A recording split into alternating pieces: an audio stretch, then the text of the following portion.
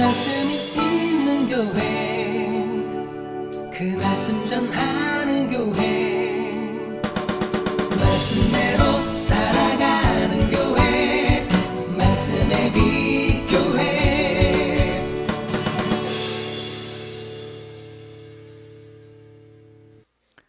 용기도 은혜다라는 제목으로 함께 말씀을 나누고자 합니다. 오늘 본문은 너무도 유명한 말씀이죠. 갈멜산 전투를 다루고 있습니다. 그 찬양 아마 다 어렸을 때 칸타타나 뭐 이렇게 불러보요. 갈멜산에서 쌓은 번제물을 불로써 태운, 처음 들어보세요? 제가 찬양을 잘 못해서 처음 들은 것처럼 들릴 수도 있습니다. 하나님께서 북이스라엘의 아합 왕의 죄로 인해서 기근을 내리시죠. 가뭄이 들게 하세요. 몇 년 동안 가뭄이 들어요? 네, 3년 가뭄이 듭니다. 아합의 죄가 얼마나 심각했는지, 본래는 북이스라엘의 죄가 누구의 길을 따라가요? 여로보암의 길을 따라갔다라고 말하고 있는데, 심지어 얼마나 이 아합이 악한 짓을 저지르는지 여로보암이 지은 죄는 가볍게 여겼다라고 성경이 기록하고 있죠. 자, 열왕기상 16장 31절입니다. 느밧의 아들 여로보암의 죄를 따라 행하는 것을 오히려 가볍게 여기고 시돈 사람의 왕 엣바알의 딸 이세벨을 아내로 삼고 가서 바알을 섬겨 예배하고. 여로보암이 지은 죄가 뭐예요? 예루살렘 성전으로 가서 예배드리지 못하도록 금송아지를 만들어서 베델과 단에 두고 여기서 제사 드려. 이 금송아지가 우리를 애굽에서 인도해낸 우리의 신이다 라고 속인 거잖아요. 그리고 제사장도 레위인들로 제사장을 삼아야 되는데, 예물을 가져오는 사람이면, 그러니까 적당한 돈만 내면 보통 아무나 제사장이 되게 하는 거예요. 그리고 절기도 하나님이 지키도록 명하신 절기들이 있는데 7월 15일이 절기인데 비슷하게 8월 15일을 절기로 삼아서 지키게 하는 거예요. 이게 여로보암이 지었던 가장 대표적인 범죄예요. 하나님을 믿는 이스라엘 백성인데 하나님이 왕으로 삼았는데 하나님을 믿는 척하면서 전혀 다른 길로 가게 한 거죠. 근데 아합은 여로보암이 이 우상 숭배하게 한 죄는 아주 죄도 아닐 정도로 죄를 지어요. 아예 대놓고 바알과 아세라를 섬겨요. 그 핵심에 누가 있어요? 네, 이세벨이라는 여자가 있습니다. 시돈왕 엣바알의 딸 이세벨. 이세벨의 말이면 꼼짝도 못하는 것 같아요. 왠지 익숙하죠?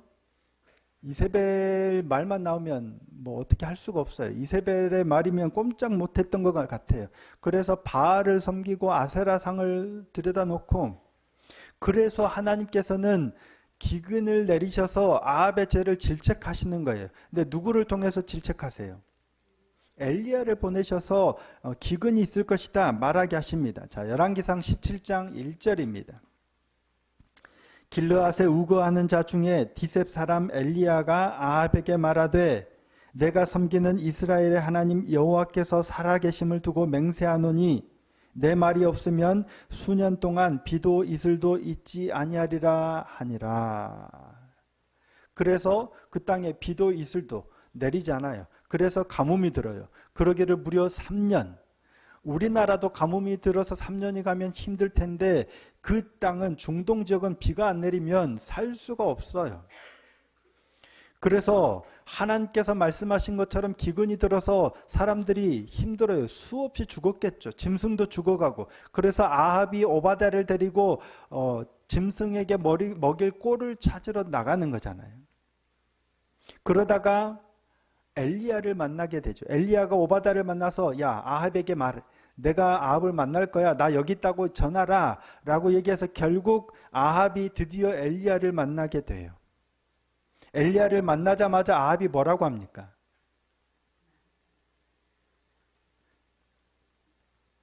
성경 읽으셨잖아요. 이놈 새끼야. 이스라엘을 괴롭게 하는 자여 너냐라고 하죠. 자, 17절입니다.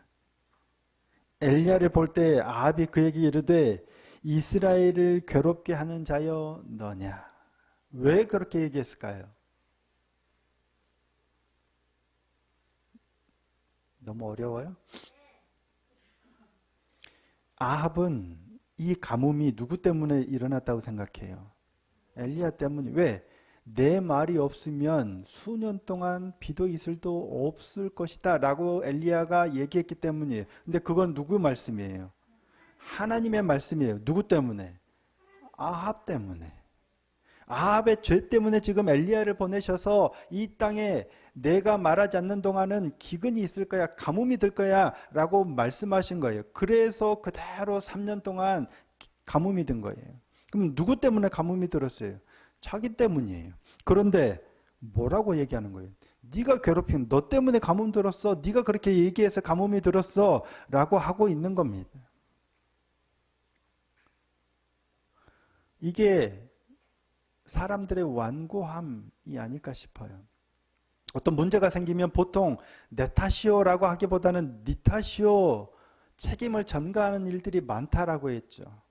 이게 사람의 기본적인 속성인 것 같아요. 그 사람이 특별히 악하거나 나빠서 못된 사람이라서 그런 게 아니라 사람이 보편적으로 다 그래요.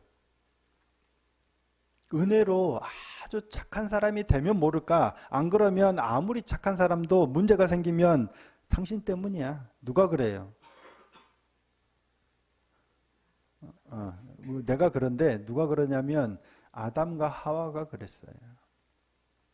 성경의 첫 인물인 아담과 하와가 문제가 생겼을 때 다 남 탓하잖아요. 심지어는 그 탓이 하나님께로까지 향하잖아요. 이게 인간의 연약함이에요. 아합만 그런 게 아니에요. 자기가 잘못해가지고 가뭄이 들었어요. 그런데도 엘리야를 만나자마자 왜 너 때문에 가뭄이 들었다고 이스라엘을 괴롭게 하는 자여 너여 라고 하는 거예요. 그거는 내가 잘못했다는 생각을 안 해. 내가 잘못했다고 생각을 안 하는 거예요. 나 때문이라고 생각을 안 하는 거예요. 교회가 문제가 생기면 누구 때문이에요? 목사 때문이에요. 그래요? 나 때문이에요. 목사는 저 때문이고, 목사와 성도가 갈등이 생겨서 문제가 생기면 나는 나 때문이고 그분은 그분 때문이어야 되는데 우리는 다 누구 탓해요? 너 때문이에요. 우리 장로님 그럴 일이 없지만 우리 장로님이 뭐 이런 목사님들 만나면 이렇게 얘기해요. 또 그런데 얘기를 들어보면 우리 목사님이 뭐 이래요. 왜냐하면 누구나 인간은 나 때문이요 안 하고 당신 때문이요 하기 때문에 이게 인간의 연약함인 거예요. 그러면서 누군가가 객관적으로 틀린 거를 짚어줄 때가 있겠죠. 객관적인 사실을 이렇게 딱 해서 짚어주면 인정할까요, 안 할까요? 맞잖아요. 사실을 따져보니까. 그런데 왜 인정 안 해요? 이 얘기 하지 말라고 했는데 미안해. 저희가 가서 그 이구동성이라는 게임을 저희 식구들이 했는데 노암이랑 저랑 한 편을 하고 아내랑 마로미가 한 편을 했어요. 입술을 보고 하는 거죠. 두 사람이니까 두 글자를 얘기하는 거죠. 뭐예요? 자유하면 한 사람이 자유 동시에 외치는 거예요. 그리고 우리는 그걸 보고 뭐라고 얘기하는지를 맞히는 거예요. 근데 저희가 맞힐 때인데 캠핑을 했나 봐요. 캠핑.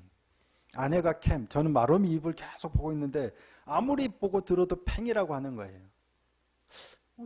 뭔 팽? 단어가 안 나오는데, 그런데 노아미가 어찌됐든 그냥 캠을 맞췄으니까 캠핑 했더니 정답이라는 거예요. 분명히 나는 팽으로 봤는데 캠핑이 정답이었던 거예요.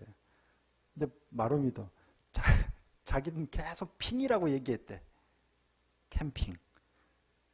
그랬는데 나중에 자기가 팽이라고 얘기하고 있었다는 걸 인정을 하더라고. 나도 모르는 거예요. 핑이라고 해야 되는데 자기도 모르게 계속 엄마가 캠이니까 자기도 팽이라고 발음하고 있었던 거예요. 우리는 틀린 걸 잘 인지하지는 못해요. 근데 옆에서 얘기를 할 때도 잘 인정을 못해요. 그런데 그걸 내가 틀렸구나 깨닫고 인정하는 것도 굉장히 용기가 필요한 것 같아요. 근데 이게 쉬워요, 안 쉬워요? 어려워요. 왜냐하면 우리는 자기중심적이고 자기 확신이 강하기 때문이에요. 내가 믿는 하나님이 진짜다라고 확신이, 그리고 내가 믿는 게 제일 중요해요. 확실해. 그러니까 자기중심적이에요. 코끼리 만지는 얘기 다 하시잖아요. 내가 만진 것만 사실이에요. 남의 말을 믿으려고 하지 않아요. 그래서 자신이 틀렸을 때도 쉽게 동의하지 못합니다. 설령 틀린 것 같아도 인정하고 돌이키지 못합니다.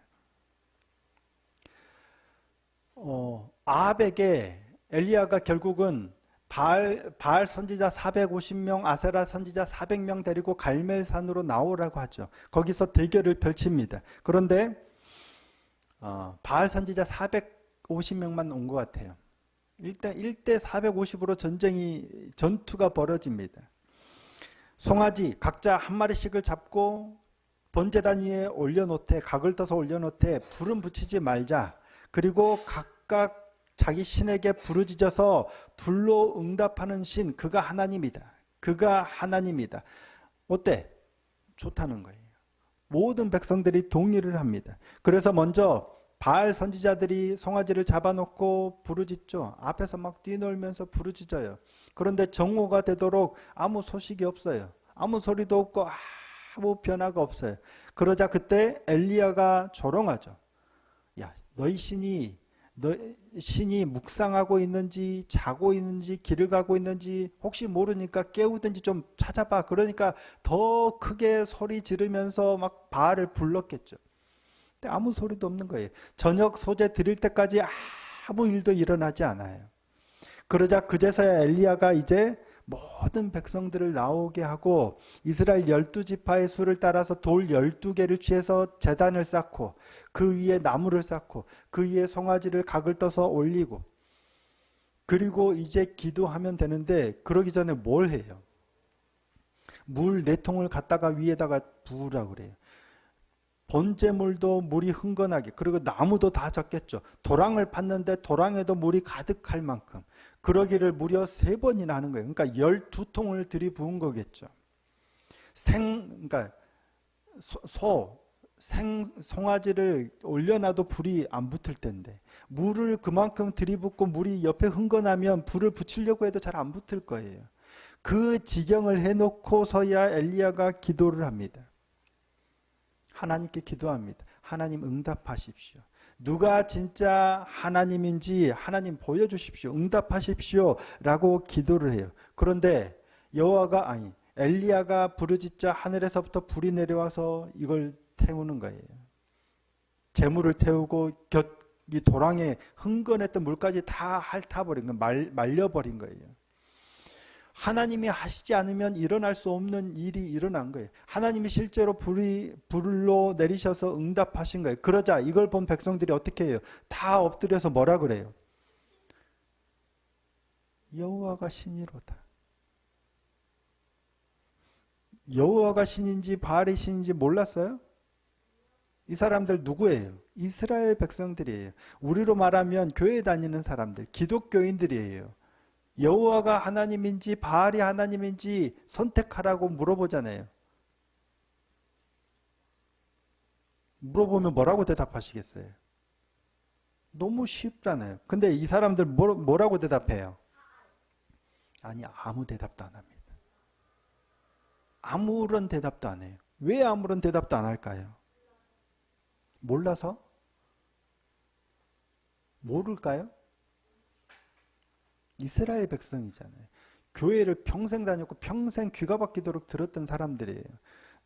그리고 제사도 늘 드렸던 사람들이 누가 하나님인지 왜 모르냐고요. 그런데 왜 대답 못해요? 대답을 못하는 거예요. 그래서 그랬는데 불이 내려서 이 흥건히 젖어있던 재물을 다 태워버리니까 그제서야 여호와 그는 하나님이로다. 보고 나니까 믿음이 생긴 건가요? 네. 보고 나니까 믿음이 생겼어요. 맞아요. 보니까 놀라운 일을, 있을 수 없는 일을 행하셨잖아요. 그러니까 여호와 그분이 진짜 하나님이셨구나 라고 믿음이 생겼어요. 그 믿음이 얼마나 갈까요? 5일. 모르죠. 얼마나 갈지는 몰라요. 그런데 오래 가지는 않습니다. 이렇게 여호와 그는 하나님이시다, 있을 수 없는 일을 보고 경험했잖아요. 바알이 아니라 정말 하늘에서 불이 내려서 태운 신이라는 걸 봤잖아요. 그런데 이 엘리야가 어디서 활동한 선지자냐면 북이스라엘에서 활동한 선지자예요. 엘리야와 엘리사는. 남유다는 예루살렘에서 성전에서 제사 드리는 사람들이고, 남유다 왕들 중에는 다윗과 같이 정직하게 행했다라는 평가받는 왕들이 제법 있는데 북이스라엘에는 한 명도 없어요.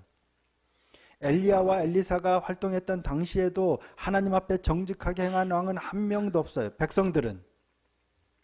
결국 북이스라엘은 기원전 722년 아수르에 의해서 먼저 멸망당해요. 그리고 남유다는 586년에 바벨론에 의해서 멸망당해요.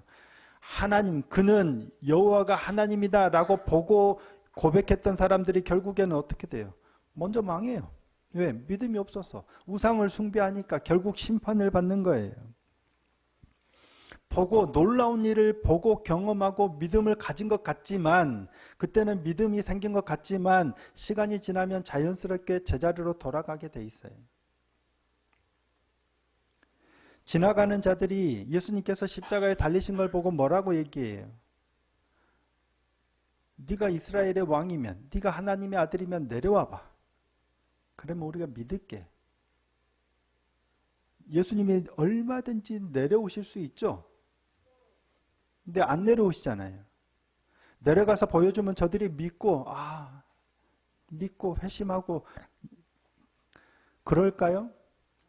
그때는 놀라서 믿는 사람이 있겠지만 보고 경험하고 믿는 믿음이 얼마나 갈까요? 많은 경우 하나님께서는 우리가 원하시고 우리가 원하고 우리가 간구하는 것들을 잘 안 보여주세요. 이것만 들어주면 하나님 믿을게요. 들어주시는 경우도 있는데, 여러분 기도해 보셔서 아시겠지만 안 들어주시는 경우가 더 많지 않나요? 나중에 지나서 체크해봐. 기도 들어주신 게 훨씬 많을 걸 아마. 보고 경험하는 게 본다고 믿음이 생기는 게 아니에요. 보고 믿음이 생기는 것 같지만 그런 것들을 보고 생긴 믿음은 뭐냐면 자그마한 문제만 생겨도 어디로 갔는지 없어요. 사르밧 과부가 그랬잖아요. 엘리야가 떡을 좀 해서 나한테 먼저 가져오라 라고 했을 때 먼저 준 이유가 뭐예요? 그가 하나님의 사람이라는 걸 알았기 때문이에요. 마지막 남은 이 조금 남은 가루와 기름 가지고 떡 해가지고 이제 먹으면 아들하고 죽을 거예요. 요거 해먹고 이제 굶어 죽을 걸 기다릴 그 마지막 해먹으려고 나무하고 있는데 엘리야가 먼저 날 위해서 먼저 가져다 줘. 그러면 하나님의 말씀이 가뭄이 그칠 때까지 가루도 기름도 떨어지지 않을 거예요. 그 말을 믿고 한 이유가 뭐냐면 하나님의 사람이라는 걸 알았기 때문이에요. 하나님을 믿는 사람이었기 때문이에요. 그래서 놀라운 경험을 하잖아요. 가뭄이 그칠 때까지 진짜로 떨어지지 않는 거예요. 그런데 그 일 후에 아들이 병들어 위중해서 결국 숨지자 뭐라고 얘기합니까? 원망하죠. 왜 나한테 와가지고 내 죄를 생각나게 하고 이런 일을 겪게 하냐고 원망해요. 믿음이 어디 갔는지 사라져버려요. 그런데 엘리야가 다시 기도해서 이 아들을 살리니까 뭐라고 해요? 내가 이제야 당신이 하나님의 사람이고 당신의 입에 있는 하나님의 말씀이 진실한 줄 내가 알겠나이다. 그 뭐예요? 이제야 진짜 당신이 하나님의 사람이었군요. 진짜 당신이 한 말이 하나님의 말씀이었군요. 믿어진다는 얘기예요. 그전에는 믿었어요. 그전에도 믿었어요. 근데 문제가 생기니까 믿음이 사라져버려요. 그랬다 또 일을 경험하니까 또 믿음이 생겨요. 이 믿음이 어디까지 갈까요? 문제가 생기면. 노아미는 5일이구나. 문제가 생기면 우리 믿음이 어디 갔는지, 왜요? 믿음이 되게 좋은 것처럼 어떤 일들을 하다가도 문제가 생기면 염려가 찾아오고 두려움이 찾아오면 믿음의 자리로 나가기보다는 전전긍긍할 때가 많잖아요. 이게 우리의 믿음이에요. 근데 그렇다고 낙심할 필요는 없는 것 같아요. 사르밧 과부도 그랬고 성경의 수많은 인물들이 그랬는데 성경은 야, 사르밧 과부가 믿음 없는 사람이야 라고 기록하지 않습니다. 그 이후로 어떻게 됐는지 모르겠지만 이게 보편적인, 근데 나중에 예수님께서 말씀하실 때 사르밧 과부 언급을 한번 하시거든요. 안 하시나요? 엘리사 때를 언급하시나? 우리의 믿음이 없어진 것 같지만 믿음이 없는 게 아니에요. 근데 우리가 주의해야 될 거는 보고 믿는 걸 너무 그렇죠. 집착할 필요가 없어요. 우리의 믿음의 모습이 이래요. 잘 믿는 것 같다가도 문제 앞에서 금방 무너져 버려요. 더구나 얼마나 완고한지 모르겠어요. 오래 믿었고 경험을 많이 했고 체험을 많이 했으면 다른 얘기 하잖아요. 내가 교회를 얼마 다녔고 내가 얼마나 기도했고 내가 얼마나 많이 하는데 내가 성경을 얼마나 그잖아요. 다른 사람 얘기하면 들어요, 안 들어요? 다들 잘 안 들으시나 보네. 엘리야가 저들을 향해서 뭐라고 합니까? 자, 21절 말씀입니다. 엘리야가 모든 백성에게 가까이 나아가 이르되 너희가 어느 때까지 둘 사이에서 머뭇하려느냐. 여호와가 만일 하나님이면 그를 따르고 바알이 만일 하나님이면 그를 따를지니라 하니 백성이 말 한마디도 대답하지 아니하느니라. 누가 진정 하나님인지 몰라서 지금 머뭇하는 거예요? 누가 진짜 하나님인지 몰라서 지금 대답하지 않는 거예요? 아닐 거예요. 분명 알아요. 그런데도 머뭇해요. 그런데도 대답을 못해요. 그들만 그러는 게 아니라 우리도 그러는 것 같아요. 우리 예배하고 있고 예배하고 기도하고 말씀 앞에 있을 때는 하나님을 따르고 하나님을 섬기는 것 같은데 삶으로 가면 문제 앞에서 하나님과 세상 사이에서 머뭇하잖아요. 너 뭘 선택할래 하면 믿음으로 하나님을 선택하고 믿음으로 갈래? 아니면 세상적인 어떤 방법을 따라갈래? 하면 하나님이요, 믿음이요. 자신 있게 대답할 수 있어요? 이게 우리라고요. 왜 한마디도 대답하지 않았을까? 분명 우리의 믿음은 하나님이라고 대답해야 될 것 같은데 믿음은 믿음이고 삶은 삶이에요. 그래서 대답하지 못하고 이거 내버리면 우리 식구 먹을 밥해 먹을 이 마지막 남은 돈인데 이거 헌금해버리면 그런데 가난한 과부는 두렙돈을 헌금하잖아요. 그래서 칭찬을 받는 거죠. 남겨놓고 다 헌금하라고 주님이 하신 말씀이 아니잖아요. 무엇이 믿음인지를 말씀하신 것 같아요. 믿음의 기로에서 세상의 것들을 포기하고 버릴 수 있겠는가? 쉽게 대답하지 못하는 것 같습니다. 그럼에도 불구하고 네, 포기하고 주님을 따르겠습니다 라고 말할 수 있는 용기가 필요합니다. 제가 또 세상 것을 놓치지 못하고 또 붙들고 주님의 말씀을 따르지 못했군요 라고 솔직하게 시인하고 돌이킬 수 있는 용기가 필요해요. 그런데 그 용기는 내가 용기 있게 나 버릴게요, 나 주님 따를게요 결단한다고 되나요? 잘 안 되는 것 같아요. 그래서 용기 내는 것도 은혜입니다. 하나님께서 내게 하시는 거고 하나님께서 되게 하시는 것 같아요. 그런 은혜가 저와 여러분에게 있기를 소원하고 축복합니다. 근데 언제 주어지느냐? 부르짖고 간구하고 바랄 때, 말씀 앞에서 깨닫고 기도의 자리에서 하나님, 제가 또 세상의 것들에 휘둘립니다. 붙들 수 있는 용기를 주시고 하나님의 말씀을 붙들고 이겨낼 수 있는 힘을 달라고, 용기를 달라고 기도할 때 하나님이 은혜를 주시는 거예요. 그 은혜를 누려가는 저와 여러분이 되기를 소원하고 축복합니다. 또 넘어질 거예요. 그래도 괜찮아요. 낙심하지 않고 또 하나님께 간구하면 하나님께서 우리에게 세상의 것들이 아닌 하나님의 말씀을 붙들 수 있는 용기를 주실 줄 믿습니다. 그 은혜 가운데 또 이겨내고 승리하여 하나님 앞에 섰을 때 잘했다 칭찬받을 수 있는 복된 믿음의 사람들이 다 될 수 있기를 예수님의 이름으로 축복합니다.